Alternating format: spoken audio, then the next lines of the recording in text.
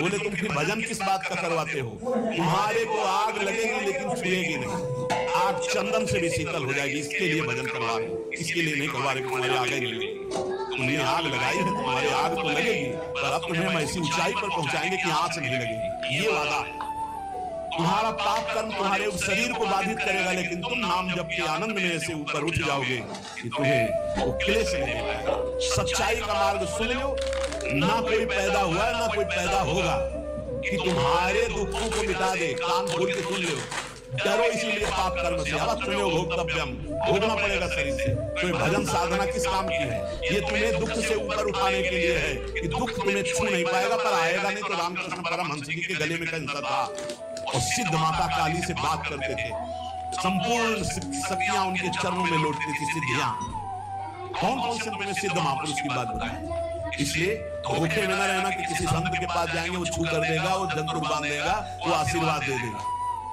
यही आशीर्वाद है, खूब नाम जप करो और इस जन्म के बाद अगला जन्म ना हो, ऐसे आचरण कर लो, ऐसी भक्ति कर लो कि तुम्हारे शरीर में दुख आवे तुम ऊपर उठ जाओ, तुम्हें छू ना पावे। तुम्हें सच्चाई की बात बता रहे हैं।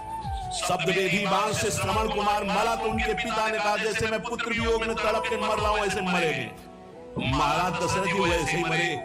राम जी गए तो हा राम पर पुत्र राम थे, इसलिए परम पद के अधिकारी थे। बात हम तुम्हें खोल के इसलिए बता रहे कि आप इस रहस्य को समझो। झूठ तमाशा नौटंकी नाटक में मत फंसो। भगवान के लिए तुम्हारा जीवन हुआ, इसका नाम दुखालय है, मृत्यु लोक है। यहाँ दुख और मृत्यु के सिवा कुछ नहीं। भजन करके भगवत प्राप्ति कर लो, यही सार्थक बात है। आज केवल आप ये दान कर रहे हो तो तुम्हारे सारे दुख मिट जाएंगे। आओ हमारे पास, बोलो कौन सा दान करें, मिटाओ दुख हमारा। अगर दान से मिटता है तो तुम वस्तुओं के दान की बात करते हो, जीवन दान है। हम इसीलिए धज्जियां नाटक उड़ाते हैं, इसलिए पाखंड की धज्जियां उड़ाते हैं, क्योंकि पूरा जीवन उसी में चले है। बोले तुम मिटा लेते अपना, तुम्हारा भजन था इसका, तो इसके मिटाने के लिए भजन नहीं था, जिसके मिटाने के लिए भजन था वो मिट चुका है। और उसी के बल से हम गर्जना कर रहे हैं, बनी है साइड में, कोई इनसे फर्क नहीं। वही हम सिखाना चाहते हैं, वही पवाना चाहते हैं, वही पालो जिसके पाने के बाद कुछ पाना बाकी नहीं, जिसके जानने के बाद कुछ जानना बाकी नहीं रहेगा। सदा सदा के लिए आनंद में निमग्न हो जाओगे, कोई दुख नहीं रहेगा। इसलिए प्यारे, प्रमाद मत करो, इधर उधर मत भटको, खान पान में मत फंसो, भोग विलासिता में मत फंसो। प्रियालाल के चरणों का आश्रय लेकर निरंतर भजन करते हुए भगवत प्राप्ति कर लो। यही जीवन का सार है, यही महामहिमा है। नहीं न जाने कितने भगवान के अवतार हो गए, आचार्यों के अवतार हो गए, हमारी दुर्गति नहीं बंद हुई, हमारी दुर्गति नहीं बंद हुई। आज भी कितने भगवत प्राप्त महात्मा, हमारी दुर्गति नहीं बंद हुई। तो हमको भजन करना पड़ेगा, हमको अपने आचरण सुधारने पड़ेंगे, हमको भगवत चिंतन के द्वारा अपना दुख मिटाना पड़ेगा। किसी के आशीर्वाद से लौकिक भोग मिल सकते हैं, भगवान नहीं। ध्यान रखना, भगवान के लिए स्वयं भजन करना पड़ेगा।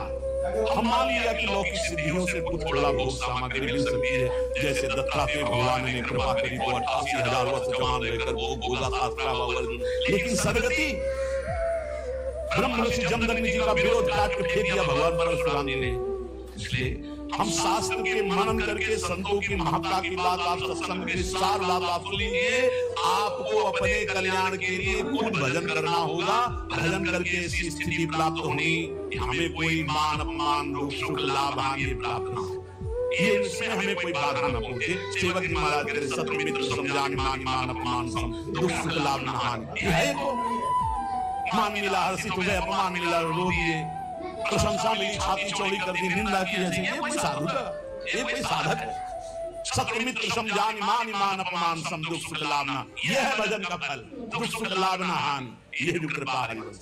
सत्य मार्ग बहुत प्रकाशित नहीं होता, क्योंकि माया प्रकाश अपना करती है, वो ढका रहता है। गुरुजनों के वचनों से प्रकाशित होता है। शास्त्र और गुरुजनों के वचनों की अभी कृपा मिल रही, अपना काम बना लो, दुख सुख सहते हुए भगवत प्राप्ति कर लो। खूब भजन करो, खूब भजन, निरंतर नाम जप करो। ये गाल चिकनाने से कुछ नहीं होगा। ये नरक है, नरक नरक है, नरक भौम नरक में, ये नरक कीड़ा है, कुछ नहीं है शरीर।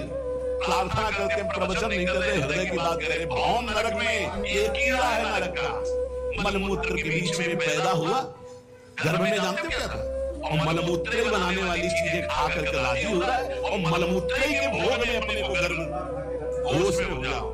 नाम जप करो, धर्म पूर्वक भोगों को भोगो, अधर्म आचरण का त्याग करो और भगवत प्राप्ति कर लो। यही सार बात है। समझ में आवे तो आवे, नहीं तो हमारी समझ को पक्की है। ऐसी ऊंचाई में पहुंच जाओ कि तुम्हें दुख कोई छू ना पाए। यहाँ कोई भी किसी तरह से छुट्टी नहीं है। इसका नाम दुखालय मृत्यु लोक है। आप लोग तो समझ जाओ, आप लोग तो कोई भाव से, कोई समझाने वाला नहीं। केवल केवल माया का प्रवाह चल रहा है। कितना माया का देखो भ्रम, कितना भोग एकत्रित कर ले, कितना भोग भोग ले, कितना रुपया एकत्रित करने, बस इतना ही है, कुछ नहीं। नाटक है माया का।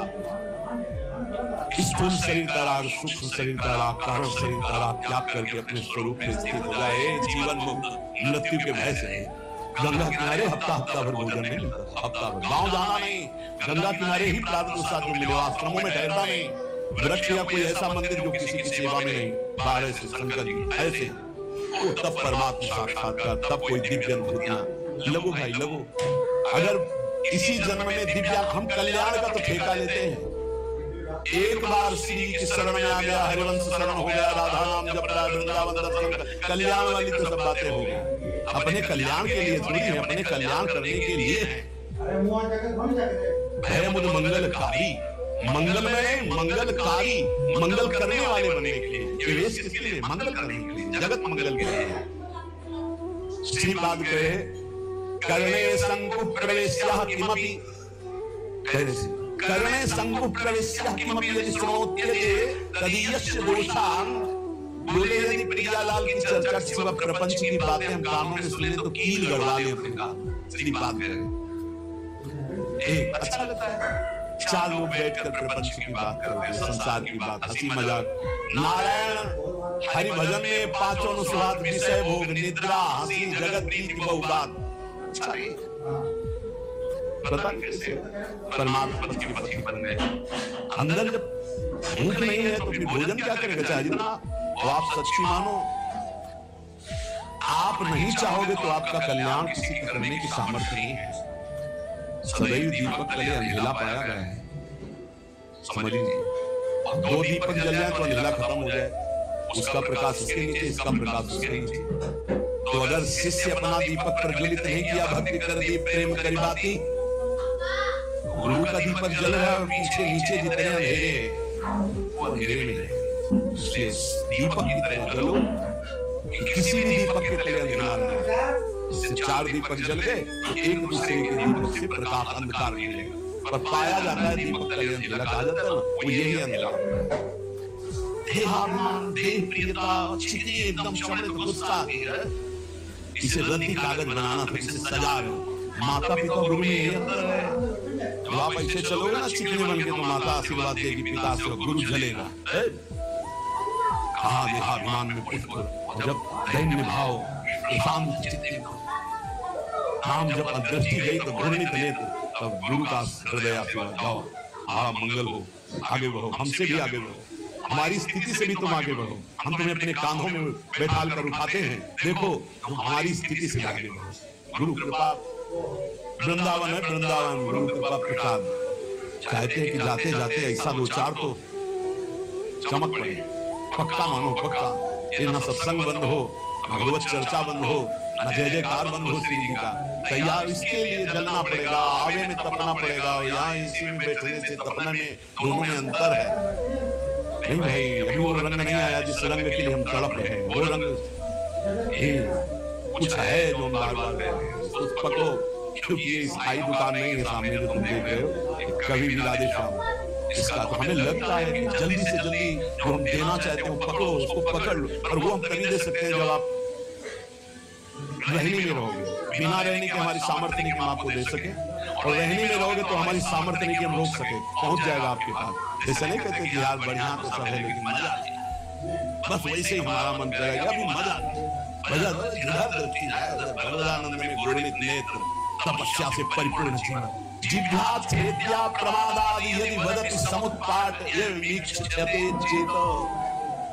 मैं श्री धाम वृंदावन के उस महामहिम महत्तम को प्राप्त करना चाहता हूं जिसे दर्शकों ने प्राप्त किया है। ऐसे अपनी जबान को मौन, आहार पर बिल्कुल संयम ले आओ। ज्यादा नहीं करना, मान लो हमारी बात, आपकी आध्यात्मिक शक्ति आहार पचाने में ही खत्म हो जाती है। पहले दूसरा आहार तैयार हो गया, शाम वाला। पूज्य श्री रोटीराम बाबा ऐसे सिद्ध महापुरुष के कभी किसी का सम्मान नहीं करते। सिद्ध पुरुष के सीधे दृष्टि देखते ही वही बोलते थे उसके आश्रय उनसे उनके सामने जाने में डरते थे। उनके भाई गुरु भाई थे सिद्धों के राज्य में, भारत सिद्धों का। रोटीराम बाबा का 9 बजे का समय कुटिया में गुफा में उसमें जाते थे रात्रि के। 10-15 जने निज जन बैठे हुए थे। कहा भाई आज हम जा रहे हैं। लगा कि रोज कुटिया गुफा में जाते हैं, ऊपर झोपड़ी अंदर गुफा, और फिर निकलते थे दिन के 9 बजे समाधि से रहते। बोले जा रहे हैं भाई, सबको लगा कि गुफा में जा रहे हैं। एक थे बहुत बड़े 20-25 लोग राइफल लेके चल, पर उनका स्वभाव ये था सीधे इशारा करके बात करते थे जिनसे बात। उनकी बेइज्जती हो गई। कहते हैं ऐसा उन्होंने ही ये इतनी चिड़ैया उनकी काट कर ले गए, पर वो पहले से जानते थे। बोले भाई हमारे जाने का समय आ रहा, सब लोग जाओ। तो सबको लगा गुफा में जाने की बात है। सिद्ध पुरुष बहुत कृपालु, बहुत करुणामय, कोई समझ नहीं पाता। वो कड़वी बात कहते थे जीवन सुधारने के लिए। तू क्या कर रहा है? तो जो तो कहा कि साधु हो के ये सब, क्या तुझे परमात्मा पर विश्वास नहीं? क्या तूने परमात्मा तत्व का बोध नहीं प्राप्त किया? क्या तू निर्भय तत्व में स्थित नहीं जो इन लोहा लंगर की तेरे को जरूरत पड़ती है? ऐसे उनके गुरु भाई थे सिसोलर वाले महाराज। सुबह वो गंगा स्नान करके एक भक्त ने भिक्षा के लिए कहा था, तो भिक्षा के लिए गए। आपको आश्चर्य होगा, हमने दर्शन किए जाकर के, बिल्कुल विश्वास मानना। उनको सूचना मिली कि आपके गुरु भाई रोटीराम बाबा का परम धाम गमन हो गया, किसी ने उनको ऐसा। उनका अच्छा वही लेटे 20 वर्ष तक वैसे लेटे रहे, करवट नहीं मिला 20 वर्ष तक। आपको आश्चर्य होगा इसलिए पहले का, और हमें भी आश्चर्य हुआ। तो हम गए थे पैदल, सिसोलर गए थे पैदल, और महाराज के दर्शन के बिल्कुल जीवन मुक्त महापुरुष। बस 5-5 मिनट में केवल गर्दन एक बीता उठती थी, ऐसे ऐसे एकदम बड़ी जोर की दृष्टि डालते थे। रोज सुबह उनकी पादुका गंगा जल से भीगी हुई और गंगा जी की बालू, और हर समय 200-400 आदमी बने रहते थे। 200-400 कि भाई सुबह तड़के उनकी पादुका गंगा जी से भिगोई गई, थोड़ी बालू डाल दी गई। जिस घर में गए थे घर खाली हो गया, उनको दूसरा नया घर दिया गया, वो केवल उनके दर्शन के लिए था। ऐसी 20 वर्ष महात्मा उठे। आज भी आप शायद है कि आधुनिकता चली है, आप सर्च करके देखना सिसोलर के महात्मा जी, उनका चरित्र जब उनके दर्शन संतों ने प्राप्त 20 वर्ष करवट नहीं बदली, उठ के बैठे नहीं, कभी खड़े होकर चले नहीं। और रोज गंगा जी की रेणुका और उनकी पादुका गंगा जल से भीगी हुई मिलती। और आश्चर्य, ऊपर के बाल सफेद और नीचे से काले जग रहे। नवीन अवस्था का प्रादुर्भाव, 20 साल ना खाना ना पीना। आपको आश्चर्य लगेगा। कोई उनकी छाती में पेड़ा रख रहा है तो कुत्ते आके खा के चले जा रहे हैं, कोई 5000 रुपया रख रहा है तो कोई उठा के ले जा रहा है, तो ऐसे भगवान की तरह सेवा। सिद्ध महापुरुष 20 वर्ष बाद शरीर पूरा किया, सैया बने।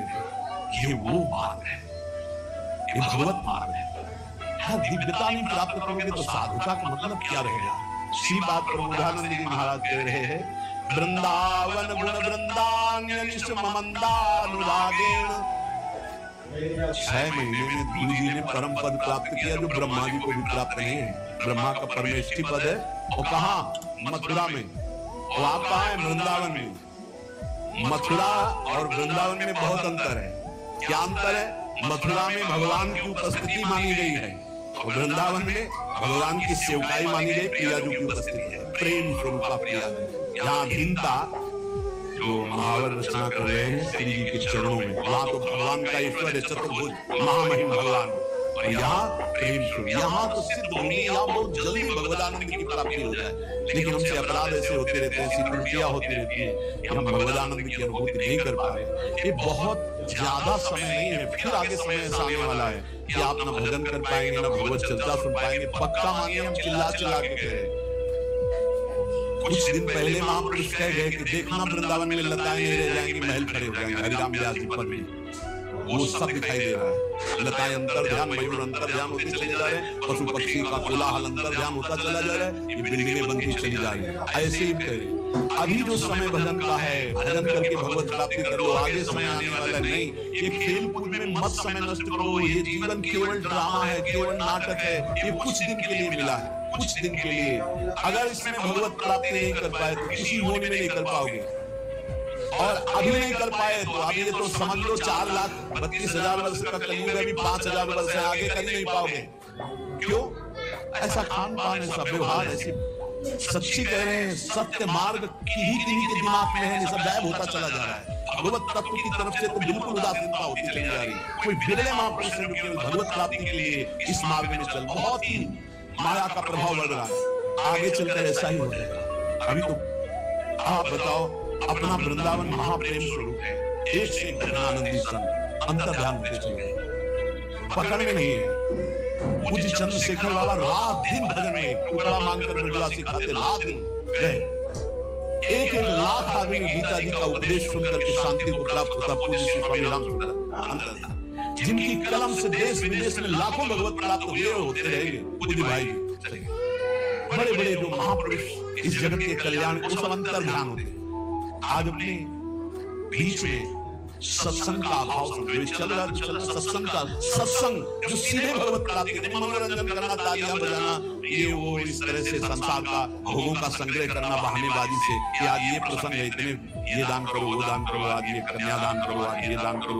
लेकिन सीधे मन का भंजन करके स्वरूप बोध प्राप्त करो, इसके लिए जो सत्संग बहुत दुर्लभ बात है। अभी जो आपको मिल रहा है उसका लाभ ले लो। खान पान पर संयम करो, सोना कम करो, बोलना बंद करो, हंसी मजाक बंद करो, नाम जप करो। अगर आपको लगता है कि मनोरंजन के बिना जीवन नहीं चलता, तो इस संसार के हीरो हीरोइनों से तुम मनोरंजन सीखना चाहते हो, प्रिया प्रीतम से मनोरंजन, जहाँ कोटि कंदर्प दमनीय रूप है, जिनकी मंद मुस्कान के लिए बड़े बड़े ब्रह्म ऋषि तड़पते हैं, उनके साथ हमारा, उनका नाम है जनमन रंजन। वो अपने भक्तों का मनोरंजन करते हैं। प्रिया, हमारे मन का रंजन है प्रिया प्रीतम, हमारे मन का रंजन है कीर्तन, हमारे मन का रंजन है भगवत लीला कथा। तुम संसारी आदमी नहीं, तुम भागवती पद के अनुगामी इसलिए चलो। इसलिए हमारी प्रार्थना है, उन्नति प्राप्त करो, अध्यात्म उन्नति प्राप्त करो। कुछ नहीं है, ये संग्रह परिग्रह भोगने की वासना का त्याग कर दो। नहीं, रोज हमारा चिल्लाना कोई लाभ नहीं दे पाएगा। लाभ तभी होगा जब पहले तुम बदलो। जब हम तुम बदलेंगे तब हम हजारों को बदल सकते हैं, पक्का विश्वास करो। अगर हम तुम तेजों में नहीं होंगे तो हम परास्त हो जाएंगे। ये माया परास्त कर देगी। काम, क्रोध, लोभ, मोह, मद, मत्सर, एकदम घुन शून्य बनो, एकदम पागल जैसे बनो। अपनी चित्तवृत्ति को निरंतर भगवदाकार में रखो। ये जितनी बाह्य सेवाएं, इनका फल है आंतरिक भजन। इनसे तृप्त मत हो। शरीर पवित्र होता है बाह्य सेवा करने से, मन पवित्र होता है भगवत चिंतन से, और स्वयं की अनुभूति होने से सब पवित्र होता है। स्वयं से बढ़कर कोई तीर्थ त्रिभुवन में नहीं, आत्म तीर्थ से बढ़कर कोई तीर्थ, जिससे आत्मबोध हो गया वो परम पवित्र हो जाता है। इसलिए भाई, हमारी हाथ जोड़कर सबसे प्रार्थना है, आज का सत्संग इसी पे केवल गया। आप अपने कल्याण की चिंता को छोड़ दीजिए। आपको जो मानव देह मिला है, ये परम हित के लिए मिला है, अध्यात्म की दिव्य अनुभूतियों के लिए मिला। कल्याण बहुत छोटी चीज है, आप उसको मत गौर कीजिए। कल्याण तो हो गया जीवन भर वैश्यागामी रहा, जीवन भर वैश्यागामी रहा। एक बार पुत्र के बहाने बुलाया नारायण, उसका कल्याण हो गया। तुम जानबूझ के राधा बोलते तुम्हारा कल्याण नहीं हो जाएगा। लेकिन हमें इस पर नहीं टिके रहना, हमें खुद अनुभूतियां चाहिए, दिव्यानुभूति। जैसे ये महापुरुष दिव्य लीला देख रहे हैं, बड़े बड़े रसिक जन दिव्य लीला, तो हम क्यों नहीं देख सकते? हम क्यों नहीं दिव्य लीला में प्रवेश? हम कल्याण को लेकर बैठे रहे, हम दिव्यानुभूति, हम क्यों नहीं काम विजयी हो सकते? हम क्यों नहीं क्रोध विजयी हो सकते? हम क्यों नहीं हम विजयी हो सकते? हमको ये देखना है, कल्याण हो गया है। कल्याण के विषय में हम वादा करते हैं, राधा राधा बोलते हो, कल्याण पक्का है। लेकिन इतने से हमें नहीं करना, हमें दिव्यानुभूतियों में, जिसमें हमारे गुरुजन, जिसमें महापुरुष बात है, तो हमें साथ दीजिए। आप लोग तैयार होइए। ये शरीर पोषण हमारा लक्ष्य नहीं है, हमारा लक्ष्य स्वरूप में स्थित होना, हमारा लक्ष्य भगवान। बहुत धोखा है, बहुत धोखा। जो अपने शरीर के पोषण में रहकर के केवल आनंदित है कि बढ़िया खाने पीने को मिलता है, रहने को मिलता है, चाहे गृहस्थ को चाहे विरक्त, बढ़िया दुल्हन मिल गई, बढ़िया लड़का बच्चा हो रहा है, ये कोई खास बात नहीं। बहुत बार दुल्हन मिल चुकी, बहुत बार संसार का खेल हो चुका है। एक बार नित्य दूल्हा दुल्हन मिले, एक बार देखना, ऐसे देखना जैसे हम आपको देख रहे हैं। ऐसे मिलते हैं, ऐसे नहीं मिलते, ध्यान में केवल मिलते, ऐसे मिलते हैं। हम इसे ही मिलन समझते हैं। छूते, स्पर्श करते हैं, गले लगाते हैं, बात करते हैं, संभाषण